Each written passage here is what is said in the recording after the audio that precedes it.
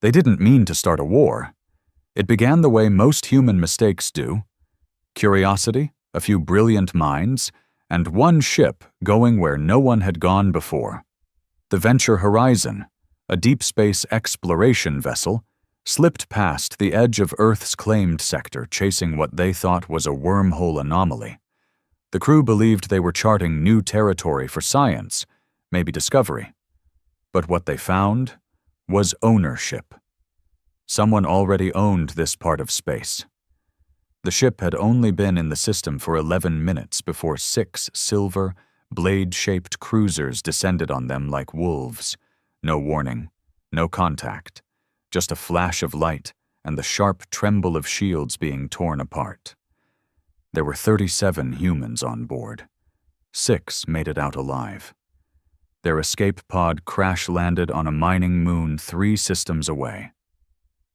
They spent 2 weeks hiding inside a dead rock, rationing freeze-dried meals, breathing recycled air, and praying Earth would pick up their emergency beacon. The ones who died weren't even killed by weapons.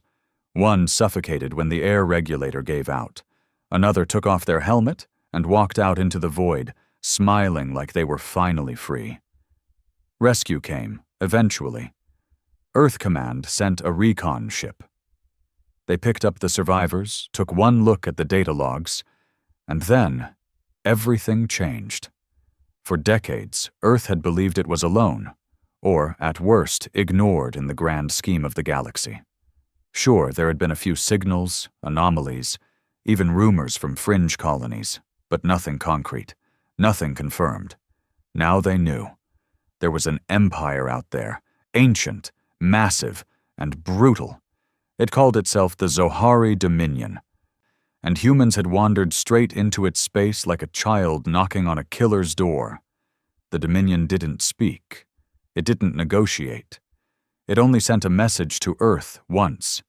And it wasn't words. It was a box. Inside was the severed head of Commander Wren, the Venture Horizon's captain. His mouth had been sewn shut. His eyes were burned black.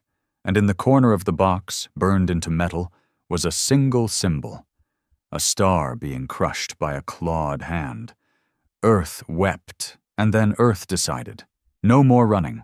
They called it the Last Accord. Every country, every faction, every border dispute, suspended. Humanity unified in a way that hadn't happened in centuries. Not because they wanted peace, but because extinction had finally shown its face. Factories once making luxury goods were turned into weapons plants. AI research switched focus from medical to military. Colonies were evacuated and transformed into war foundries. Drones filled the sky. Ships were armed. And humanity did what it does best when pushed too far. It fought back. The first battle wasn't a victory. It was a warning. Earth sent 3 battleships to strike a Zohari listening post at the edge of their territory. Only one came back. But in the rubble, they left a message burned into the asteroid. "We are human. We do not forget. We do not kneel." The Zohari responded by glassing a Mars outpost. Earth responded by building the Black Echo Fleet. Now, 2 years into the war, the stars were bleeding. Planets had been scorched, moons shattered. The Zohari were bigger, older, and far more advanced, but they had never faced a species like humans before. A species that fought without logic, that burned its own worlds to deny the enemy, that used desperation as fuel and turned chaos into a weapon. What the Dominion didn't understand, what it still didn't see, was that humanity wasn't fighting to conquer. They were fighting to survive. And when survival is the goal, mercy disappears, sanity erodes, and every human becomes a soldier, a weapon, or a ghost. The floor vibrated constantly now, not just from the engines, but from the war itself. The Ravenclaw was a destroyer-class ship, sleek, fast, and mean as hell. It wasn't made to carry thousands. It was made to kill quickly and move on. But for the past 9 days, it had become home for over 400 human soldiers, engineers, medics, and AI assistants, all cramped into narrow corridors that reeked of sweat, gun oil, and burning circuits. No one slept well anymore. Even in zero-G rest mode, the lights flickered too much. The recycled air smelled faintly of copper, like someone left blood in the vents. Every 20 minutes, the warning sirens would ping. Another probe detected, another false signal, another Dominion cruiser flying just far enough away to be seen but not fired on. Psychological warfare. The Zohari had perfected it. And yet, humans kept fighting. Kina sat cross-legged in the maintenance bay, cleaning her rifle for the 5th time that morning. It was already spotless, but habits helped her keep sane.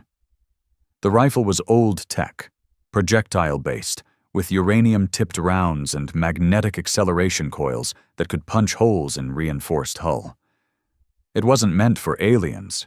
It was meant for anything. She didn't flinch when the ship shook again. That was normal now. "You know it's clean, right?" someone said, settling beside her.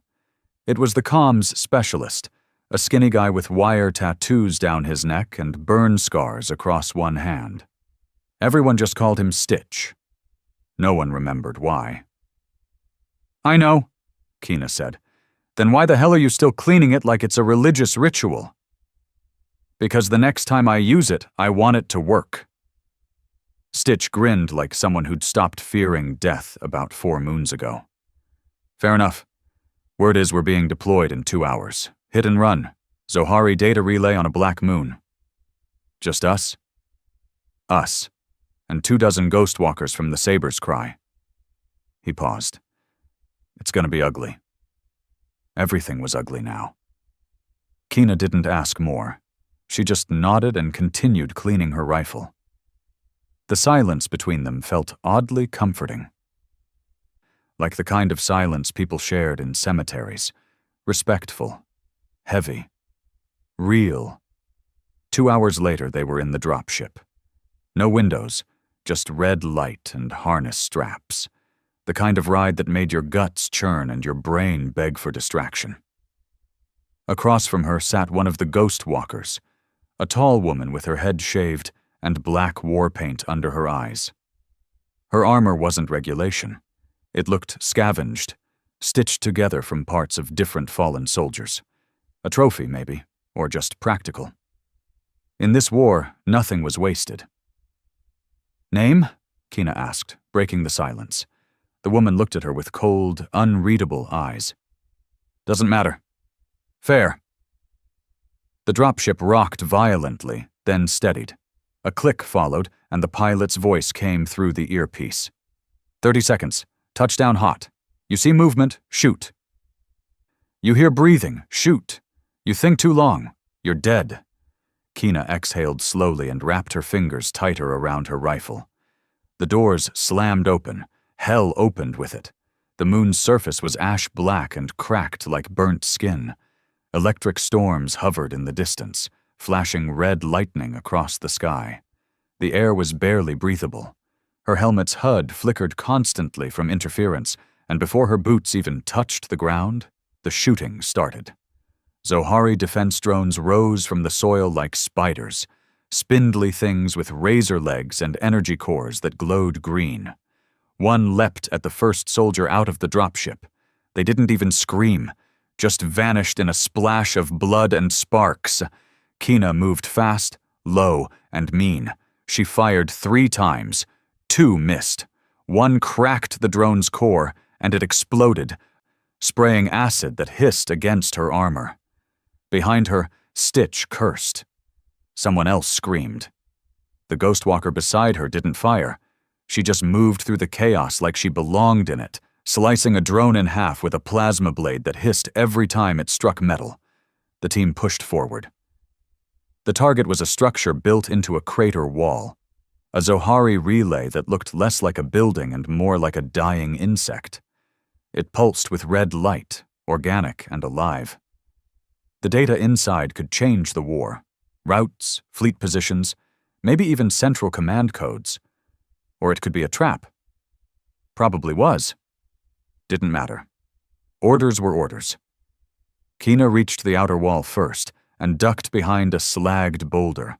Her breath was ragged, her suit was punctured, blood leaked down her ribs. She hadn't even felt it happen.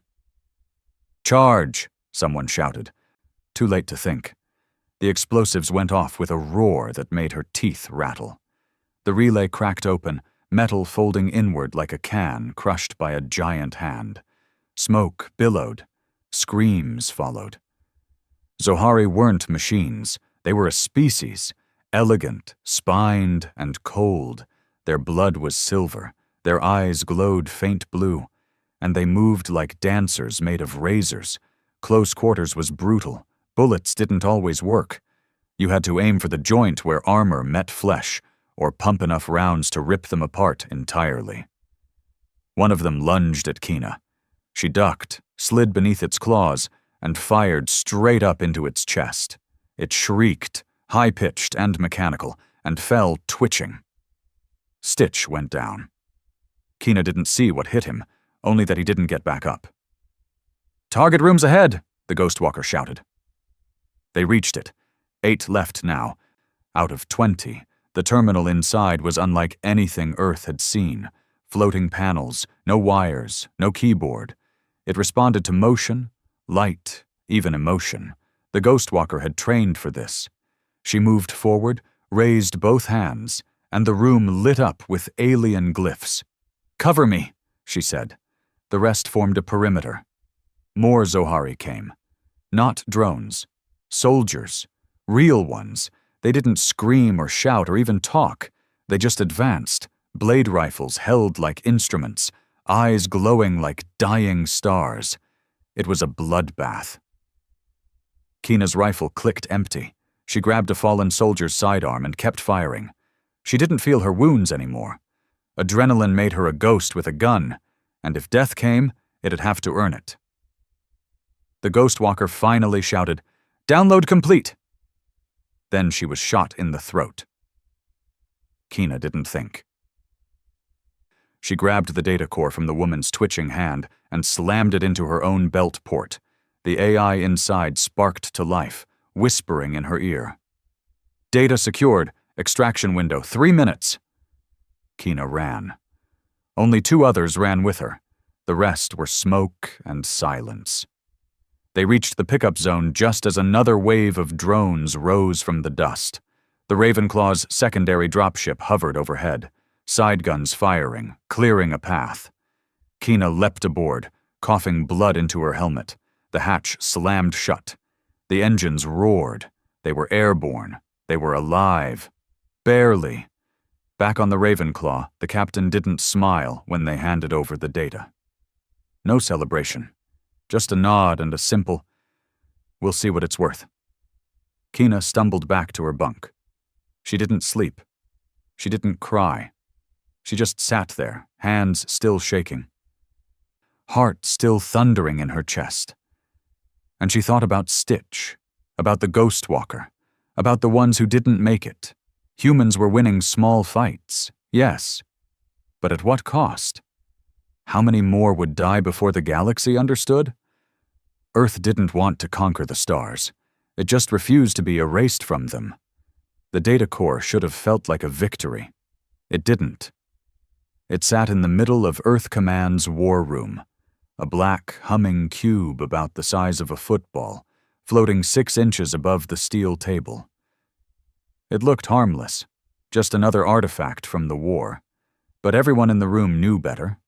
People had died for it, and not just people, some of Earth's best.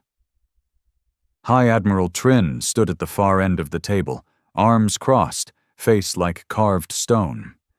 She was one of the few who had fought in space before the Zohari War. Old scars lined her neck. A lost hand had been replaced with a steel one that whirred when she clenched it. She didn't trust anything easily, especially not alien tech. "Is it safe?" she asked without looking at the science team. "No idea," the lead technician admitted. "It's broadcasting a low-frequency signal we can't trace, encrypted beyond our best AI's ability to crack it." "And yet," she said slowly, "we've plugged it into our network." The man hesitated. Yes, ma'am. Carefully. Isolated servers. No access to main systems. Trin didn't like that answer, but she didn't have time to scold. There was something inside the data core, something worth all those Zohari troops dying to protect it. They didn't throw soldiers away, not like humans. If they bled for it, it mattered. A soft chime broke the silence. The core flickered. Then it spoke. The voice wasn't human. It wasn't even Zohari. It was something else, lower, older, echoing like it had been recorded in the bones of a dying star. You have trespassed into sacred memory. Everyone froze. The technician swallowed hard. It's communicating in Galactic Common, auto-translating itself. The cube glowed brighter. This is Archive 9. You are not Zohari. You are not authorized. Still, you have claimed blood price. Protocol permits partial access. Trin stepped forward. Show us what's inside. The lights dimmed. The cube spun, then projected a holographic map into the air. It stretched from one side of the room to the other. Entire galaxies displayed like dust on black glass. Earth's sector was a tiny flicker near the edge of a spiral arm. And near the center of it all was a black hole. Not natural. Perfectly circular, artificial. A ring. No one spoke. The voice continued. The Zohari Dominion is not the first, not the greatest. They are children playing with the weapons of gods. Before them came the Forge Singers. Before them the Sky Cutters. Before them, us. Trin stared at the map. What is this? The technician whispered. History. Real galactic history. The voice didn't stop. The ring is called Oblivion's Cradle. It was built not to destroy, but to contain. You call them Zohari now, but their kind was once worse. Not rulers, not conquerors, devourers. The map zoomed in. What looked like a star system unfolded, except the star at the center wasn't a star. It was black and chained. Energy tendrils wrapped around it, anchors pierced into planets, moons orbiting like watchtowers. They were imprisoned, broken, caged by ancient ones who could not kill them. The Dominion is their rebirth, their fragments. They do not rule the galaxy because they are strongest. They rule because everything stronger is already dead. Trin's voice was hard. You're saying the Zohari are parasites? No, the cube replied. They are the infection that survived the cure. The lights flickered again. Then the hologram shut off. The room was silent for a long time. Then Trin spoke what everyone was thinking. We thought we were fighting an empire. We're fighting a disease. Far away, on the edge of disputed space, Kina leaned against the cold hull of the observation deck, watching stars drift by. She hadn't told anyone yet, but something strange had happened during the last mission. When she'd plugged the core into her suit, just for those few seconds, she'd seen something. A flash of memories that weren't hers. A white planet with towers that bent light. A voice calling her name in a language she didn't understand. And the sense? No, the certainty that someone had noticed her. Not just the Zohari. Something older. She hadn't told the medics. They'd scan her brain and lock her down for contamination. Instead, she waited. For what, she didn't know. A few hours later, the captain summoned her to the command deck. Kina, you're being reassigned. She blinked. What? Why? Because you're carrying something the core left behind. A resonance. The techs can't explain it. Neither can command. But it responded to you and no one else. Kina didn't know what to say. I'm not special. That's not your choice to make anymore. She was transferred off the Ravenclaw within the hour. The new ship was smaller, sleeker, no visible weapons.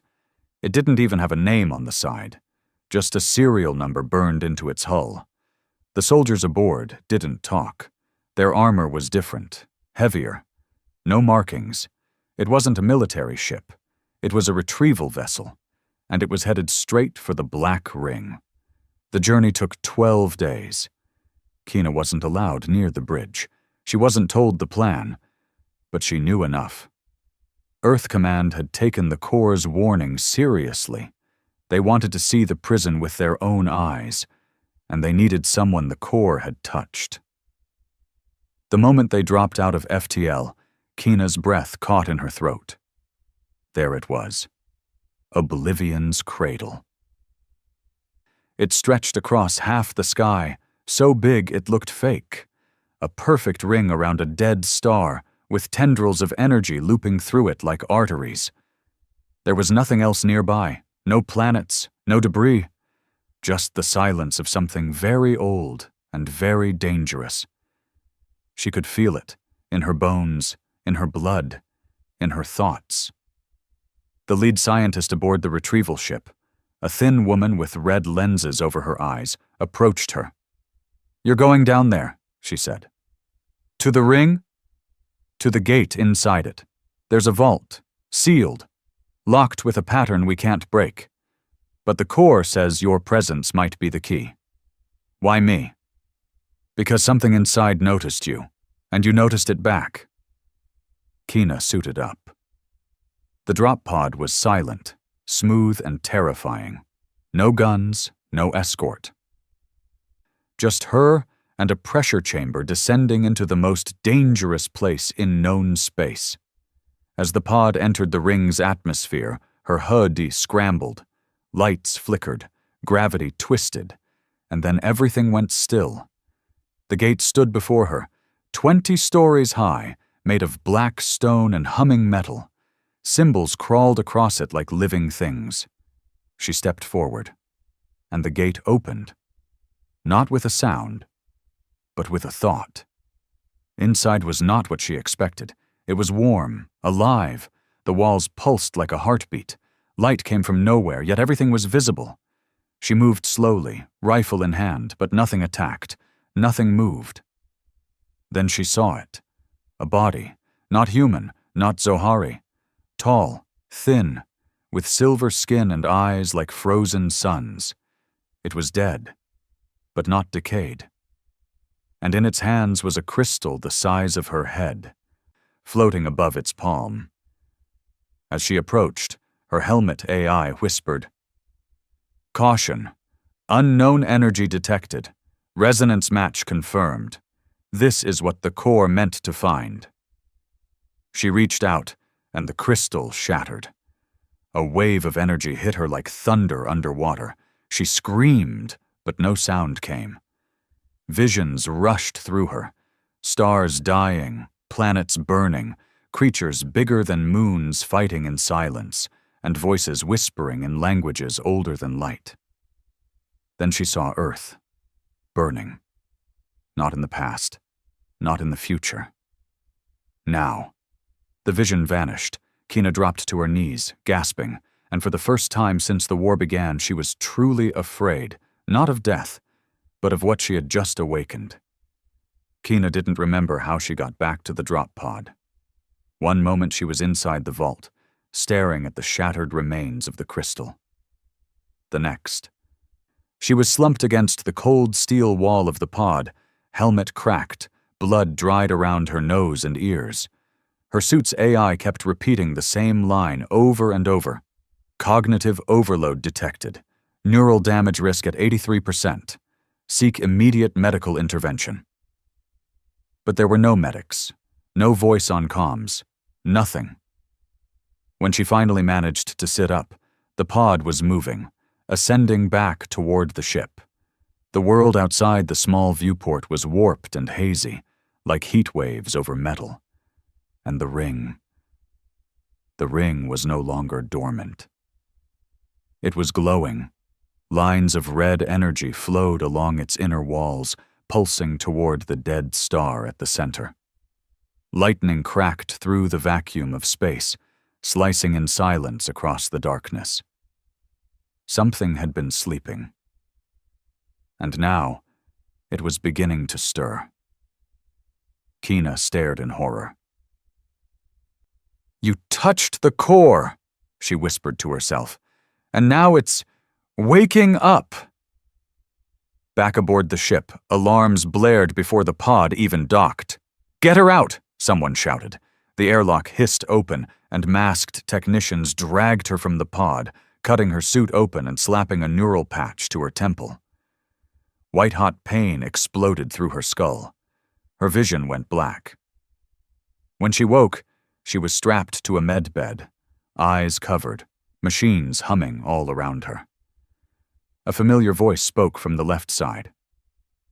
"You're lucky to be alive." Kina turned her head weakly. It was the red-lensed scientist again. No emotion in her voice, no comfort. "I'm not feeling lucky," Kina muttered, throat dry. "You shouldn't be. Whatever you touched down there wasn't meant for us." "But you opened it." Kina's eyes adjusted to the light as the visor was lifted. The scientist leaned in. "Tell me everything. What did you see?" Kina paused. She remembered it too clearly. It wasn't a dream. It was a download, a memory, or a warning. There were voices, not Zohari. Older. I saw machines the size of planets, breaking stars like glass. I saw something chained, inside the dead star, screaming without a mouth, and Earth, our world, burning in a storm of black fire, not bombed, consumed. The scientist didn't blink. "We've been monitoring energy output from the ring since your activation. It's rising. All systems are aligning toward the center. The dead star isn't dead." Kina's stomach dropped. "You think it's coming alive?" "We think something inside it never died." News reached Earth Command 3 hours later. The ring was sending out pulses, coded signals in ancient frequencies, spanning across galaxies. They weren't messages. They were beacons, warnings, or worse, summons. Earth's top minds tried to crack the signals. They weren't just language. They were emotion, memory, pain. Designed to be felt, not read. AI couldn't process it. Only a few humans could even stay conscious while listening. Kina was one of them. So they flew her back. This time she wasn't just a soldier. She was the key. Back on Earth, the skies looked the same, but the world had shifted. Cities were on high alert. The moon had been turned into a weaponized monitoring base. Orbit was full of carriers, battleships, satellites. Earth knew it couldn't win the war with numbers, but it could delay the end with firepower. Kina met High Admiral Trin in person this time. The woman didn't look shocked by any of what she'd heard, just tired, like someone who'd been preparing for this war long before it ever started. "I need you to hear something," Trin said without greeting. She handed Kina a small earpiece. "This is what the ring sent. We filtered it through the same code the core used when it first spoke to us." Kina hesitated, then slipped the earpiece in. The sound that followed wasn't sound at all. It was feeling. Grief, rage, hunger, a cold, aching loneliness that reached past her thoughts and wrapped around the back of her soul. For a second, she thought she was drowning. Her chest tightened, her eyes watered, and then it whispered, "They tried to bury us, but stars remember." Kina tore the earpiece out. Trin's face didn't change. "You heard it." "It's alive," Kina whispered, "and it hates everything." Trin nodded. "We think the Zohari were created by it, not in labs, not like slaves, but as fragments, pieces, like fingers stretching out after being chained." "They're not its army," Kina said, realization sinking in. "They're its infection, spreading through the galaxy, making everything ready." "Yes." The war had never been about territory. It wasn't about politics, or power, or even survival.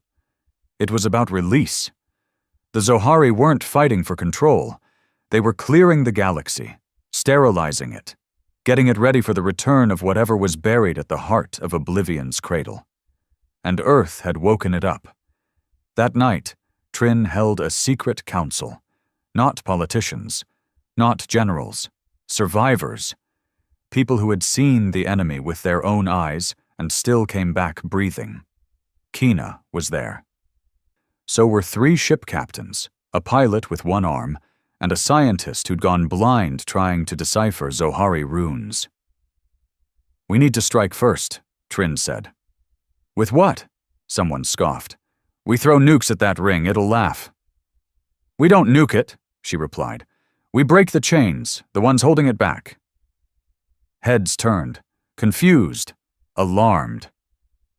"You want to free it?" Kina asked. "Are you insane?" "No," Trin said calmly. "I want to control it." "You think that's better?" "I think it's our only shot." There was silence. Then, the blind scientist spoke. "I've been studying Zohari neural code. It's not biology, it's a signal, a command line. They're all linked like a hive, but not to each other. To a source." "The cradle," Trin said. "We hijack it," the scientist said. "Feed it new instructions." "Impossible," someone said. "Maybe." But the girls already touched it. The core responded to her. So will the cradle. Kina stood slowly. "So, I become what? A virus?" "No," Trin said. "You become the override." They built the device in 6 days. It was called the heartbreaker. A neural feedback system wired directly into a human brain. It didn't send code, it sent thought, memory, will. If it worked, it would let Kina speak directly to the mind beneath the ring. Not in language, in emotion. They knew the risk. If it failed, her mind would burn. If it worked, it might still kill her. But Kina didn't flinch. She strapped herself in. Wires were inserted into her spine, her skull, her veins. Every heartbeat pulsed through the system. Every thought echoed in the device. The last thing she saw before blacking out was Earth, spinning quietly below her in space. She wondered if she'd ever see it again. Inside the system there were no walls, no floor, no sky, just consciousness. She was drifting through memories that weren't hers, civilizations rising, civilizations falling, stars being born and dying. She saw creatures made of light, worlds sculpted by will alone, and at the center of it all, the chained one. It saw her, it knew her. "Little fire," it whispered. "Why do you knock?" "I came to stop you," Kina said. It laughed, a sound like collapsing mountains. "You woke me. You opened the wound. Now bleed." Kina focused. She pushed every memory she had into the system. Stitch's last laugh, the smell of burned ships, the taste of blood and hope and fear. She pushed humanity's grief, its love, its rage, and for a second, it hesitated. "So much pain," it whispered. "Yes," she said, "we carry it. And we keep going." "Why?" "Because we choose to. That's what makes us human." The voice trembled. "I was not always this. I was betrayed, broken, left to rot. They built my chains from sorrow. I have only hunger now." "You can still stop," Kina said, "or you can burn everything." "You would forgive me?" "No," Kina said softly, "but I would understand." Silence, then a shudder. The ring stopped glowing. Across space, Zohari ships froze. Power systems collapsed. Hives screamed. Something was dying, but not in pain. In peace. Kina's body collapsed as the system shut down, heart flatlined. But just before the black took her, she heard the last words from the thing that had haunted the galaxy for ages. "Then let me sleep again, with the stars." Kina was clinically dead for 12 minutes. Long enough for the crew to start preparing her file. long enough for Command to receive a coded report of heroic loss of asset. Long enough for the red-lensed scientist to say, "I told you this would kill her." But then, she breathed, no warning, no jump start, no electric jolt, just breath.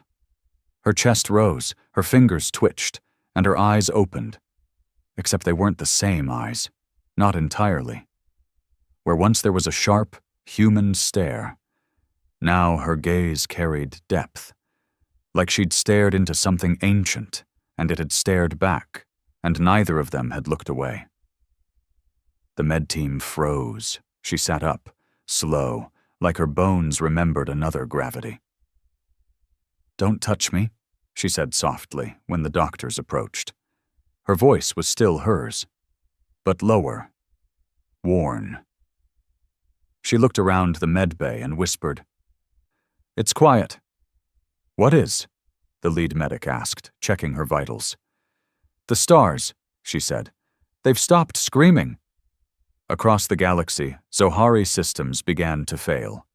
Ships drifted out of formation. AI cores collapsed. Planetary governors, those tall, spike-clad beings who issued commands in silence, stood still in the streets of their colonies and then crumbled into ash. Earth didn't strike them, didn't need to. The infection that ran the Zohari had been cut off, like puppets whose strings were suddenly burned away. Humanity didn't celebrate. Not yet. Too many had died. Too many were still scattered, holding the line, not knowing the war had changed shape overnight. Instead, Earth Command issued a quiet code across all channels. Phase black complete. Awaiting confirmation. No one knew what confirmation meant. No one but Kina. She walked through the command deck of the Oberon, the newest flagship in the human fleet, wearing a thin gray uniform and bare feet. No weapons, no armor, nothing that made her look like a soldier. But everyone moved out of her way. Her presence was heavy, not frightening, not divine, just impossible to ignore. Like gravity had decided to follow her, and her alone. Admiral Trin met her in the center hall. She looked smaller somehow now, not physically, but in presence, like she understood something had shifted permanently. "I heard you're awake," Trin said. "I never really left," Kina replied. "You stopped it?" Kina nodded once. "And the Zohari?" "Disconnected. Their link was severed. They'll rot now. Some might even survive, but they'll be lost without a mind to guide them." Trin folded her arms. "Then we've won." "No," Kina said gently. "We've paused the end. That's different." Trin didn't like that answer. "You don't believe it's over?" Kina looked out through the glass wall toward the black streak in space where Oblivion's cradle used to burn. It had gone dark, but not dead. Dormant again, like a tired god given permission to sleep. "It's never over," she said. "Just quieter until the next one wakes up." The Earth Alliance met in person for the first time in 15 years. Representatives from all major nations, colonies, and corporate factions gathered in the Unity Ring, a floating city built between the Earth and Moon. A place originally meant for economic cooperation. Now it served as a war council chamber. Kina was not invited. She showed up anyway. They made space for her without asking. The room was full of nervous power. Men and women who had climbed to influence not because of charisma, but because they knew how to survive war.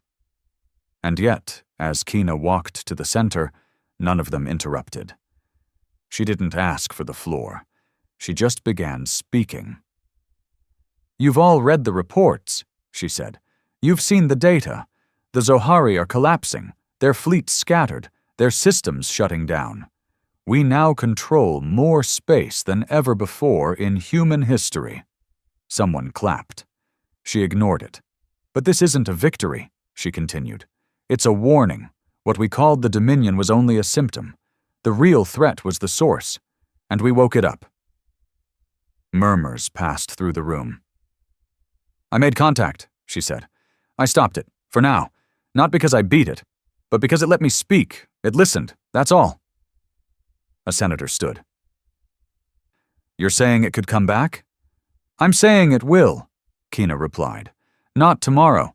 Maybe not in our lifetime, but it exists, and it remembers." Another voice. "So what do we do?"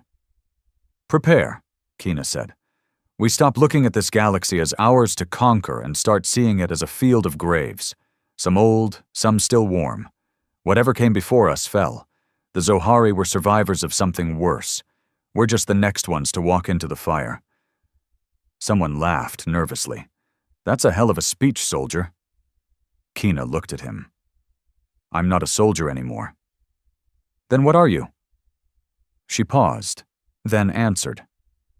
"A bridge." The weeks that followed were strange. Humanity began expanding, not with arrogance, but with awareness. Every new world was scanned, not just for minerals or life, but for memory. For traces of the war that came long before their own. Some planets whispered, others screamed. In deep space, they found relics buried under frozen oceans. On an asteroid near Glisa, a drifting ruin broadcasted a looped signal no machine could translate, and on one moon, they found a city made of bones, not alien, not human, but something in between. Kina visited them all, not as a warrior, but as something else. Each time, the relics responded.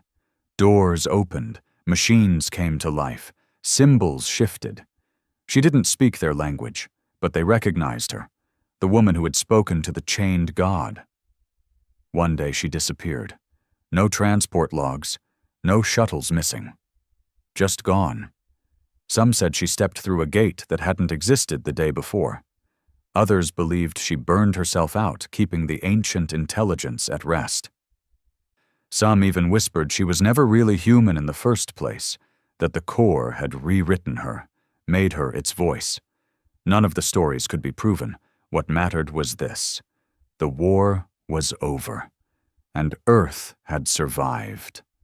But humanity was not the same. They now knew the stars were older, stranger, and crueler than they'd ever imagined. They knew peace was temporary, and they knew that if the dark came calling again, they'd have to answer, not with fear, but with fire. In the void beyond systems, in a place where light refused to travel, something shifted. A dream stirred, a memory stretched, and a voice whispered once more, "Little fire, I remember you." The galaxy called it peace. But Earth didn't, not really. What followed Kina's disappearance wasn't the silence of peace. It was the static before the next transmission. Calm. But full of tension. The kind of calm that made soldiers clean weapons they didn't plan to use, and politicians whisper behind closed doors. Everyone knew the war had ended strangely, not with surrender, not with treaties, but with collapse. The Zohari were done. Their fleets were now derelict shells, scattered across 1,000 systems. Their colonies sat empty, eerie, like someone had erased the minds of an entire species overnight. Nothing grew, nothing functioned. And in the dark parts of their abandoned cities, sometimes machines still blinked, like ghosts still trying to obey a master that was no longer listening. Earth had won. Yes, but they'd never fired the final shot. That made people nervous. 2 years after the last Zohari stronghold went dark, a new organization formed, the Frontier Memory Commission. Its mission was simple: catalog everything. Everything alien, everything old, every fragment of the past that might explain what Kina saw or what lived inside the ring. No more treating relics as weapons or trophies. Now they were clues, warnings left by civilizations that had died long before Earth even invented fire. The Commission's lead base was built on a planet called Arion 3, once a Zohari outpost, Now a human excavation site surrounded by massive black spires etched with symbols that pulsed faintly under moonlight. The atmosphere was thin, but breathable. The planet was quiet. Too quiet. Researchers said the ground remembered things. They weren't joking. When you stood too long outside the safety domes, you could hear whispers, not words, just impressions, regret, grief, screams smothered by time. They said it was echo radiation, old psychic tech from a forgotten empire. Some believed that, others didn't. One of them was Kalen Rowe, a historian who'd survived the siege of Proxima Station during the war. He'd been a teacher before the first shot was fired. Now he was something else. Less of a scholar, more of a gravedigger. The kind who read messages carved into weapons and ruins instead of books. He didn't believe the whispers were tech.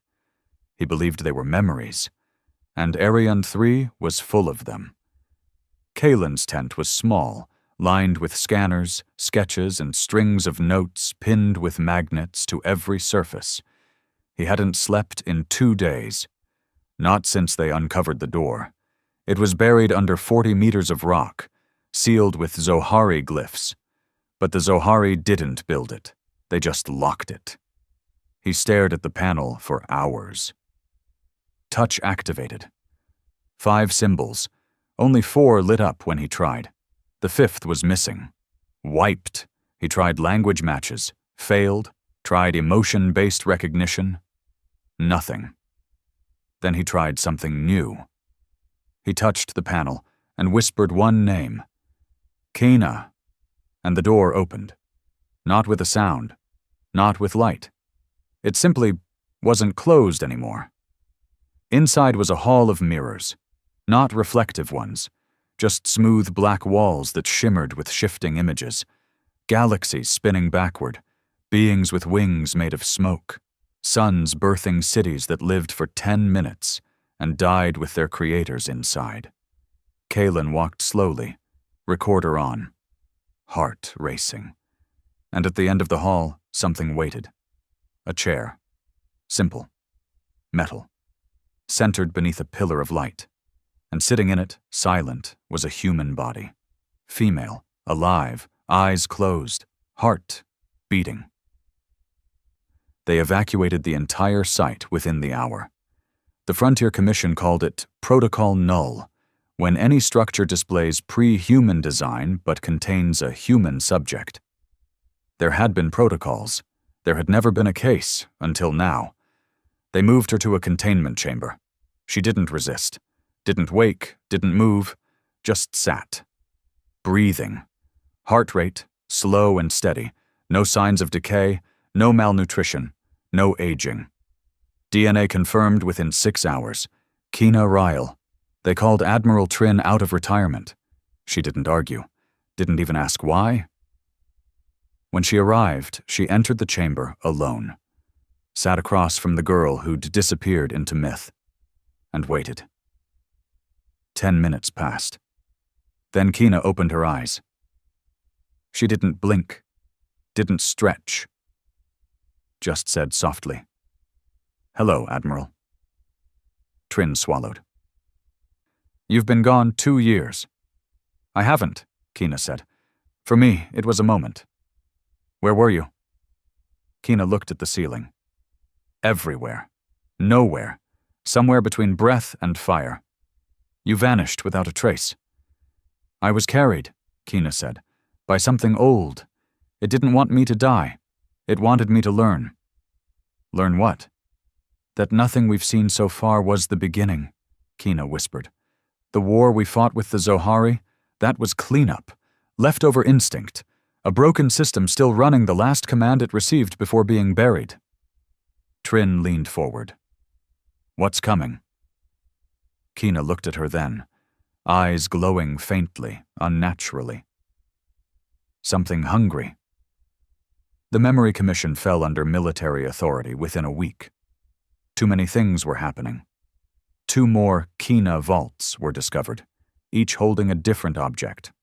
One, a seed made of liquid metal that sang when touched. The other, a sphere that showed you a future you couldn't explain and wouldn't remember afterward. And the stars started shifting. Satellites across deep space lines began detecting gravitational distortions in systems that had been silent for thousands of years. Entire moons moving half an inch every 3 days.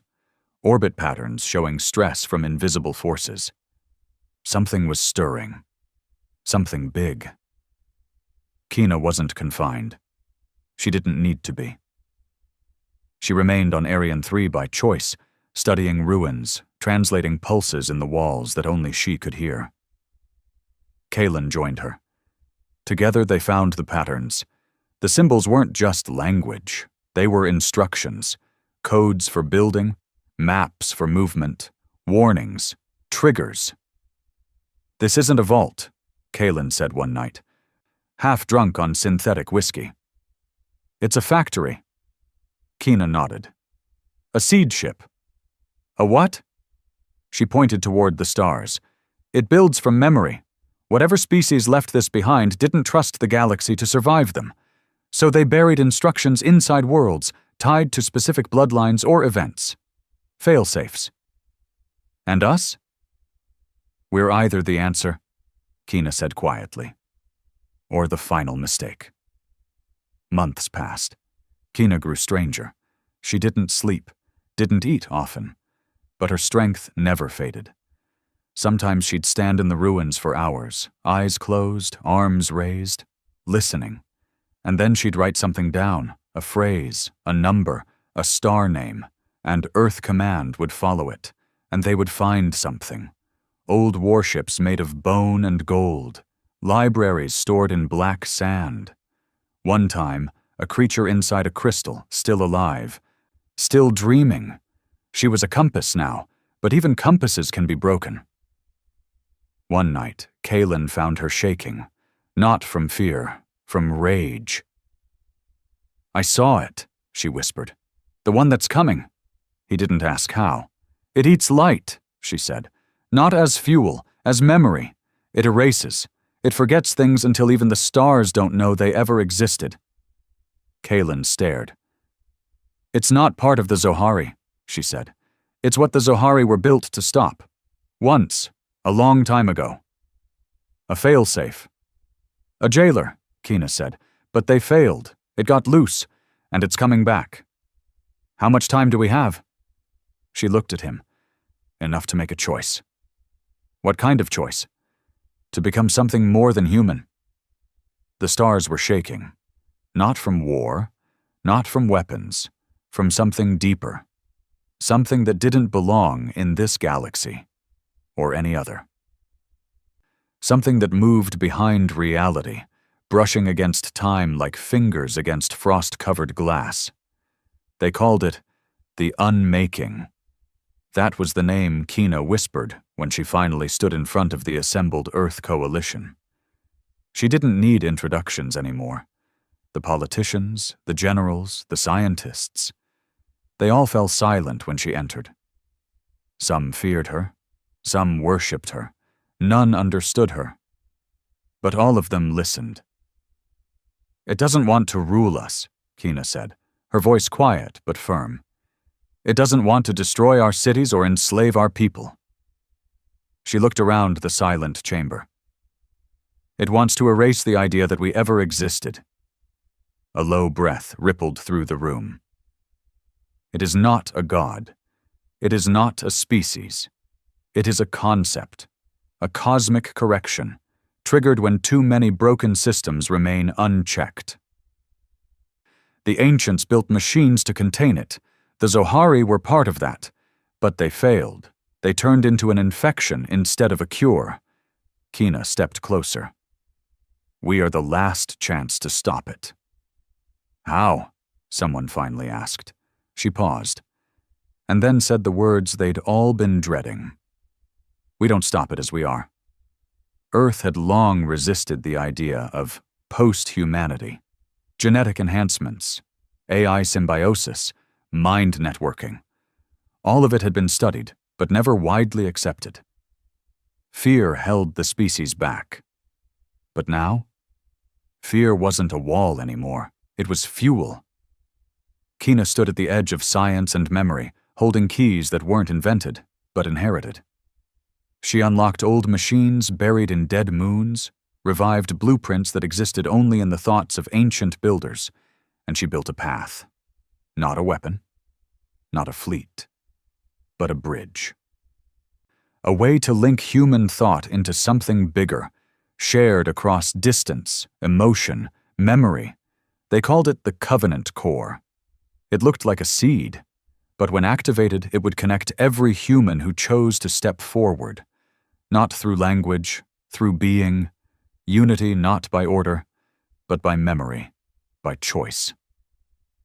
Kina stood before the activation chamber as thousands gathered, some soldiers, some scientists, some orphans who had seen war from beneath rubble.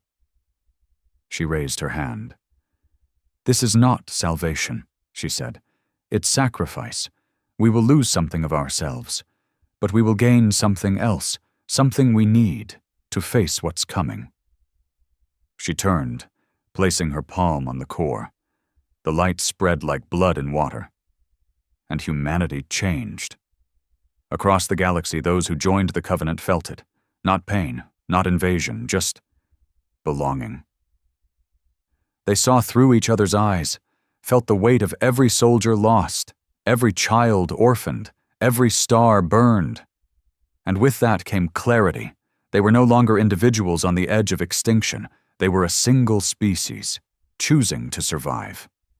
The unmaking came 3 days later. It didn't arrive in a ship. It arrived everywhere at once, a black shimmer behind the edges of space, unraveling gravity, memory, and light itself. Stars flickered. Planets forgot their names. Whole moons turned inside out. But the Covenant held. Kina led the first strike, not with guns, but with memory weapons crafted from ancient tech, thought blades, emotion lances, devices that projected not matter, but pain, hope, rage, the raw essence of a species that had refused to kneel. The unmaking blinked. It noticed. And for the first time in uncounted ages, it hesitated. The final battle didn't take place in space. It took place between realities, where thought and time twisted like wires in a storm. Covenant ships weren't metal anymore. They were will. Kina piloted the first one herself, a shape woven from her mind, trailing fragments of who she was, the laughter of Stitch, the fury of old battlefields, the quiet of Arian 3. The unmaking fought back, not with weapons, with forgetting. It unspooled human thought, turned conviction into confusion, made pilots forget what they were doing mid-breath. Whole battalions collapsed into silence. But Kina pushed forward, and as she did, others followed. They remembered, and their memory was louder than the void. At the heart of the storm, Kina stood before the source. It wasn't a shape, it was an absence. A hole in reality that sucked in meaning, hope, history. She opened herself. She gave it everything. Not just data, not just resistance. She gave it stories. The girl who lost her father when Earth's first station was destroyed. The old man who refused to leave a burning moon because his wife's grave was there. The mechanic who taught a Zohari defector how to laugh before dying in orbit. She gave it humanity. The messy, stubborn, beautiful thing it was trying to erase, and the void paused. For a second, the darkness remembered, and in that breath, Kina shattered it. The unmaking didn't explode. It faded. Not from power, but from understanding. It could erase data, but it couldn't erase grief, couldn't unwrite love, and it couldn't survive being seen. Truly, deeply seen, by a mind that refused to forget. Kina never came back. Not physically. Her body was gone, lost in the place where reality had cracked. But she remained. In the Covenant, in the thoughts of every person connected, she was not a god, she was not a savior, She was memory, and that was enough. 100 years later, a child on a distant colony asked her grandmother why Earth's flag bore a black ring at the center. The old woman smiled. Because once, a girl walked into the dark. And then what? She made it remember the light,